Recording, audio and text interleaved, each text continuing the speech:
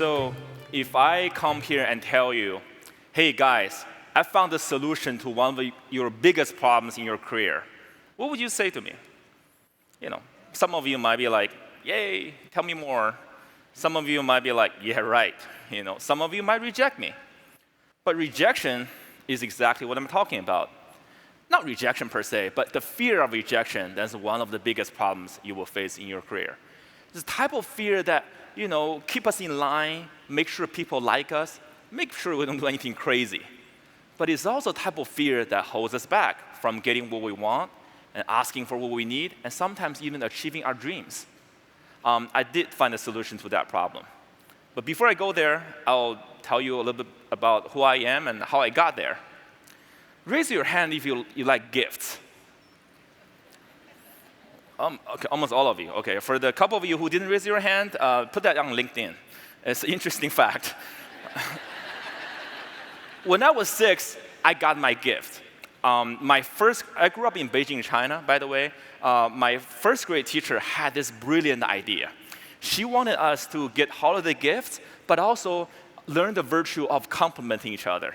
So she had all of us come to the front of the room. There were 40 of us, and she bought us gifts and stacked them in the corner. She said, why don't we say nice things about each other? If you hear your name called, go pick up a gift and sit down. What a great idea, right? What could possibly go wrong?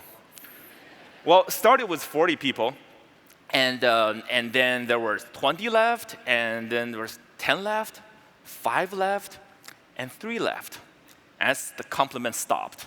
And I was one of them. At that moment, I didn't want compliments anymore. I didn't want gifts anymore. I just want to go and sit down. And I was crying, and I didn't know why people wouldn't say nice things about me. And I thought I was popular, I was helpful. Then I saw who was standing next to me. Those were 2 very unpopular kids I hated. I knew otherwise. And I would die not to be in that situation again, getting rejected in public. And the teacher was freaking out. And she was like, oh my gosh, would anyone say anything nice about these people? No one? Okay, go pick up your gift and sit down and behave better next year so someone will say something nice about you. As I'm describing this, you know how well I remember this. But I don't know who felt worse that day. Was that me or the teacher? She must realize that she turned her team building event into a public roast for 3 6-year-olds. And it wasn't funny either. When you were roasting Justin Bieber on TV, it was funny, but it wasn't funny that day. So that was one version of me, version 1.0, I guess. Then fast forward another 8 years. I was 14. This guy came to my hometown to speak. Not the guy to the right, the guy to the left. Bill Gates. He was promoting Windows 95 at the time. I don't know why this picture is in black and white. It's only 20 years ago. It wasn't like we're showing a World War II picture when General Patton showed up and Normandy or something. But I guess he didn't have the iPhone back then. I was listening to him talk, and I was just mesmerized. So that night, I wrote a letter to my family and telling them, hey, I want to be Bill Gates. By age 25, I will build the biggest company in the world. And that company will buy Microsoft. I just learned his idea of dominating the world so well. I didn't make this up. I did write this letter, and my family kept that letter for me, and here is what it is. It's bad handwriting, all in Chinese. I did highlight some keywords for you, so you kind of know what I'm talking about.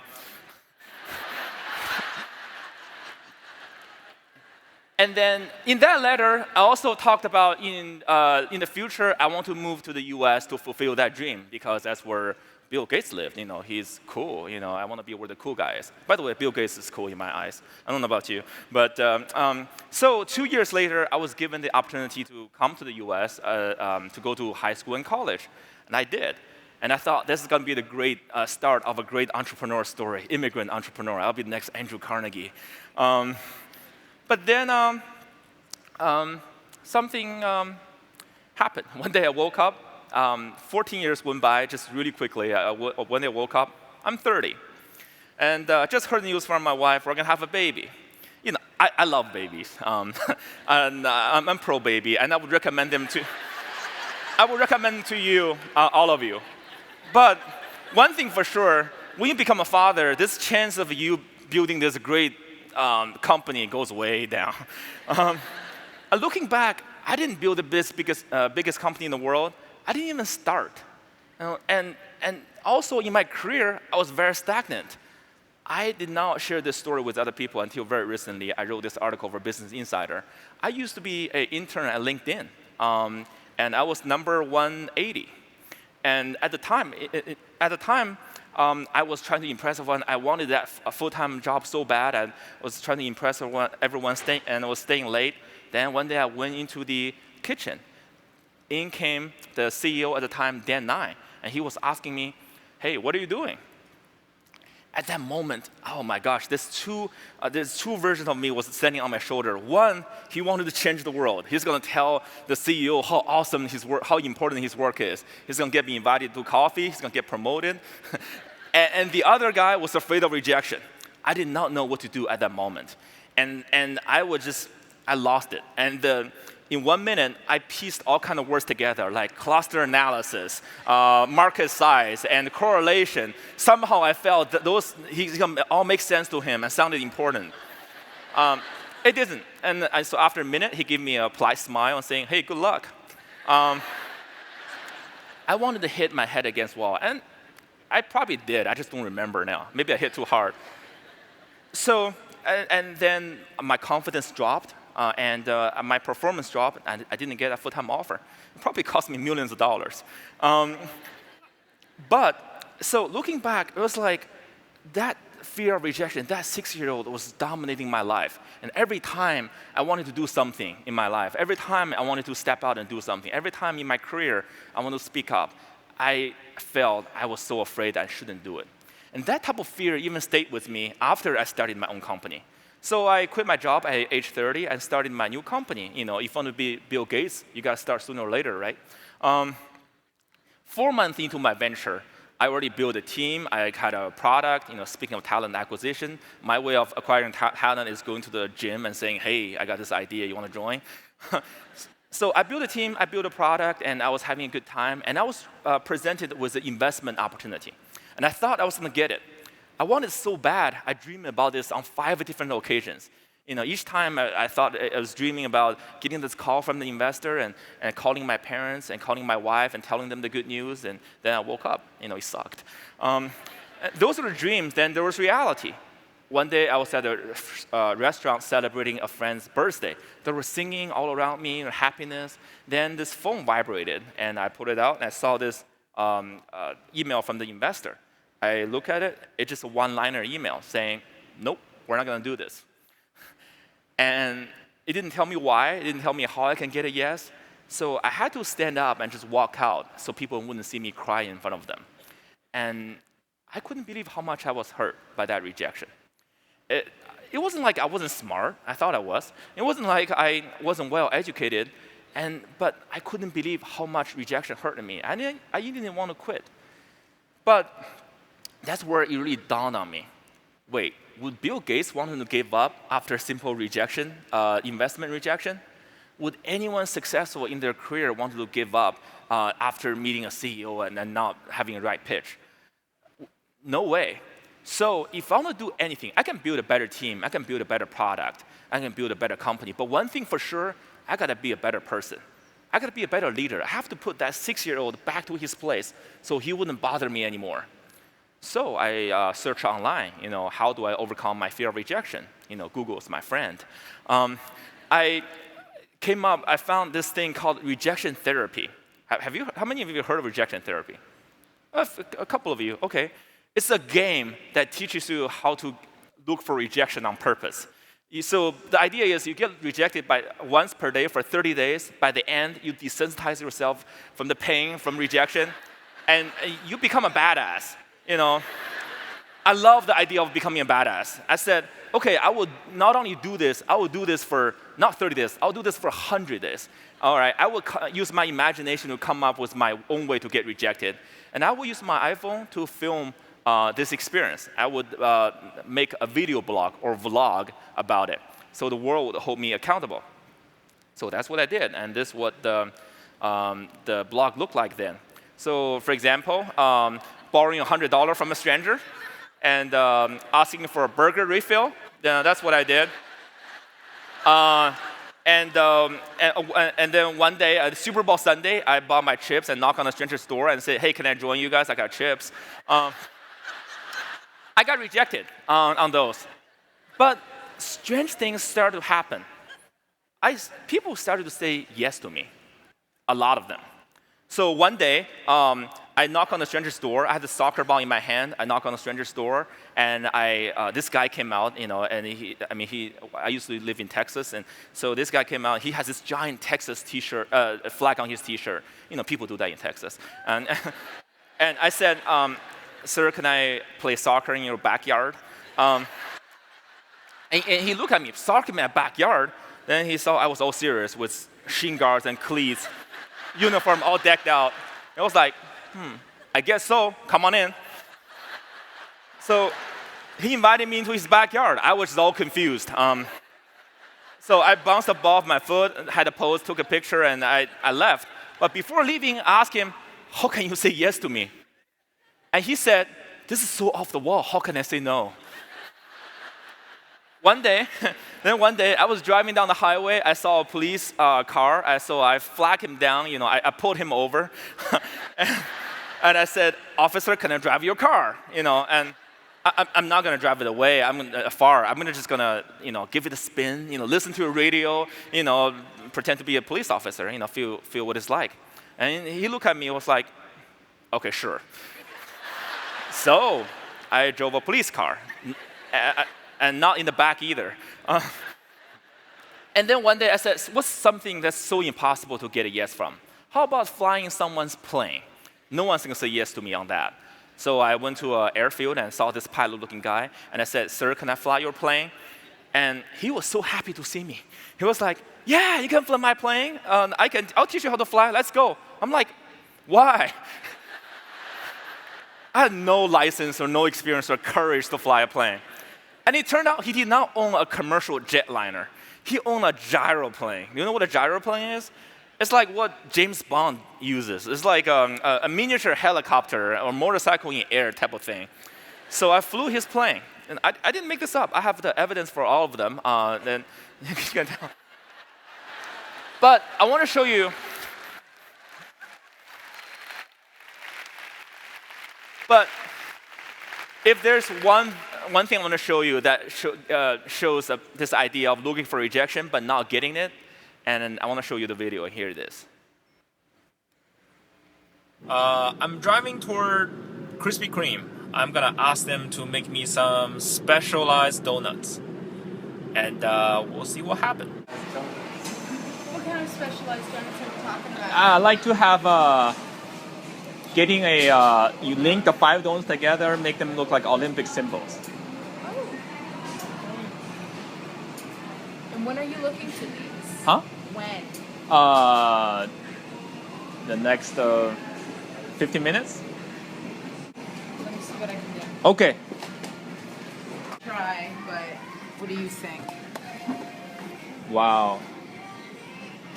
That is really good. That is really good. Yeah. All right. So do I pay there? Don't even worry about that. One's on me. Are you serious? Ditto. Ditto. You serious? Very. Extremely. Wow. Extremely. That's my pleasure. All right, Jackie. I'll take it. But man, you make me really happy today. All right. Thank you. Very All right. welcome. See you. Give me a hug. Okay. Enjoy. All right. Thank you. See you.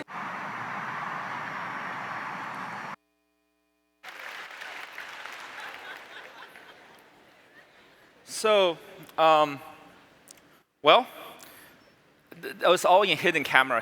She did not know I was filming this. That's what the donut looked like. It was very sweet, but it felt sweeter. I couldn't believe the type of customer service or human kindness that was shown in that picture. I was just crying. By the way, a lot of you run teams, and wouldn't you want to have someone like Jackie to work for you? Apparently the world couldn't believe that either. That video, the full version of that video was 5 minutes long. It got over 5 million views on YouTube. It was on media everywhere around the world. and I was internet famous for a moment. But the thing is, it's not about the fame that's what inspired me, but was what the people started to send me emails and social media comments. There were like tens of thousands of them. I just couldn't believe they're telling me these stories. And somehow they felt what I was doing was inspiring. You know, it was like as if they're living through their fear through my eyes. And they started to make some changes in their lives after they see these videos. So there's stories like the artist who didn't share art, but now started to share her art, and she got picked up by national media. She was invited to Washington, D.C. to give an exhibit. And there was a guy who was in this job for a long time, and he never thought a change. He was afraid to make a change. Then so after watching this, he looked for a job that he didn't feel he was qualified for. Not only he got the job, now he's like running this entrepreneur center for the Fortune 500 company in UK. And then there's even a recruiter.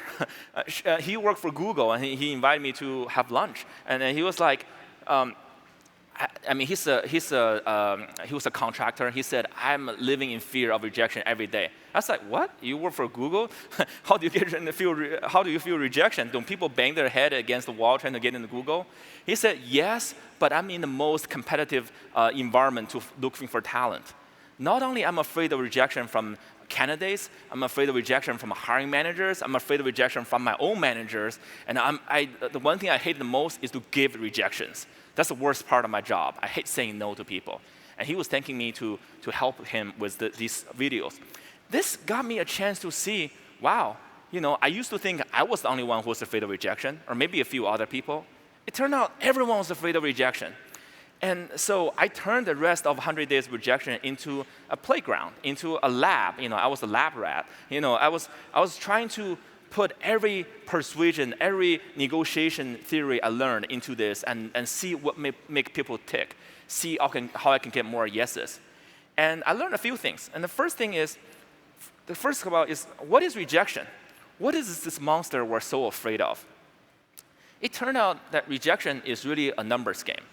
In these 100 days, I could ask, I could ask anything I want, but if I want to get a yes, I just ask enough people. Someone will say yes to me in the end. It's almost as if there's a number associated with every rejection. Speaking of number, Harry Potter, the book, is the best-selling book in modern history. You would think a book that good, and when it first came out, all the publishers would be fighting over themselves trying to publish the book, right? The author, J.K. Rowling, she had to go through 12 different publishers to get her book published. And every time they told her the same thing. You know, this book is too long. This is a children's book with people are dying in it. And it's dark magic. Who's going to read that? Try something else. Get a real job.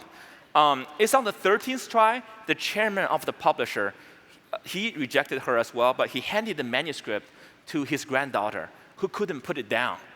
That's where it dawned on him. Maybe he should give this a try. So he published the Harry Potter book with very low expectations, and the rest is history. But think about this. If J.K. Rowling had to go through 12 different rejections to get Harry Potter published, how many rejections do we have to go through to find to sell our idea, to sell our company, to find that perfect candidate? And then rejection is just an opinion. You know, I think we need many things in this world. We need more love, sympathy for each other. In California, we need more water, for sure. But one thing we have plenty of is opinion. Just turn on the TV, especially 2 days ago, and get on internet, and everyone has something to say about something. They can't wait to tell you how they feel about something.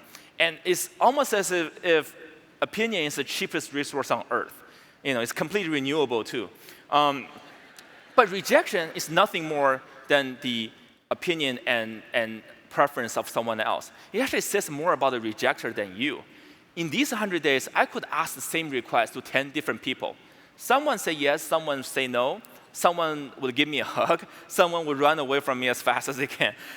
But it says everything about that person's state of mind, what happened to him or the night before maybe, or maybe a lifelong of education, prejudice, or background. Has nothing to do with me. I was the same person making the same request, but said everything about that person. But somehow, when it comes to rejection, we personalize everything. We think it's all about us. It's all about our company, what we're trying to sell. That's why we take it so personally. It's not. It's all about. It's a lot about the rejecter as well. And then rejection is like a weight. I give this analogy. If you don't know how to handle weight, you're going to drop it on your feet. You're going to hurt yourself. But if you do know how to handle rejection, you can put it on the ground safely. Or better yet, you can use rejection to exercise and get stronger.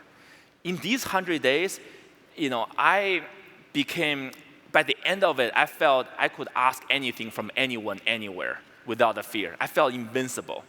And even now, I train a lot of salespeople and even recruiters to do this, and to go get rejected in real life. And just in like an hour, they came back telling me their minds were blown. They never thought this was possible. They can like sell a pen on the street to people, and things like that. But they all told me by the end, they became stronger. Every rejection made them stronger if they look for it. And then lastly, rejection is a source of knowledge. I even published a book. I'm not here to promote my book, been there, done that. But what I'm saying is, I wrote this book because in these 100 days, I put myself in front of real people, getting real rejections. I went to a pretty good business school, and I thought I learned a lot about business. But in these 100 days, I feel I learned more about business, especially persuasion, especially communication and negotiation and sales, than I did at business school. I learned so many things about how do I turn a no into a yes, what can I say to maximize my chance of getting a yes, and also even how to say no to people without feeling like a jerk. Because there are times where people saying no to me, and I felt I became a fan of them after they said it to me. But because of time, I just want to share what's the most important lesson I learned in these 100 days. Just two words. Just ask. Just ask. Remember I told you I flew someone's plane, right? When I think about flying, I think about going to the airport a couple hours early and taking my belts and shoes and make sure I walk through that cancer-inducing bone scanner and my pants won't drop in doing that. And sitting on dirty carpet charging my iPhone. That's my flying experience. But that day, I flew like a bird. For 1 minute, I was a couple feet above the cornfield. I was like a seagull looking for fish above ocean. And the next minute, I was 1,000 feet in the air. I was kissing cloud. I was touching it. I was like an eagle. But all this time, there's only one question keep popping up in my mind. What if I haven't asked? What if I haven't asked? I would not have the best flying experience in my life. But what if in real life we don't ask for things? Maybe companies might not be built. Maybe art might not be shared. Maybe careers might not be advanced. Maybe the candidates might not be found. The reason we don't ask is because we think rejection is so negative, so scary. So by us avoiding the negative, we're achieving net positive, right? That's actually a trick and lie our body and mind tells ourselves every day because they want to stay comfortable. Because when we're not getting out there, getting rejected, we're just rejecting ourselves by default. So no matter what you do, don't reject yourself. And coming back to me, the gift. For the most of my life, I was running away from rejection. Rejection was my monster, was the boogeyman. And it cost me millions of dollars. But as soon as I stopped running away from it, I started embracing it and chasing after it, rejection became the best gift of my life. Now I get to teach really millions of people on YouTube of how to overcome their fear of rejection. I get to train the salespeople and recruiters of some of the best companies in the world and some students at some of the best universities in the world. And this is all I wanted as an entrepreneur, is to dent the universe, and I'm doing it. So I want to find a world where we're not afraid of rejection anymore. I want to see how many dreams can be had, how many cool ideas can be realized, how many sales opportunities can be made, how many businesses can be built. I want to see that world. And I want you to join me in that world. So if you have stories you want to share with me, by the way, this is my LinkedIn profile, or you can search me. Connect with me and share your story with me. I want to hear your story. Or if you're team, your colleagues, or even your friends and loved ones who's afraid of rejection. Share my story with them. It's going to help. If it doesn't help, you can always buy them a box donuts. That always helps. All right, thank you guys. Thank you. Thank you for hearing my story.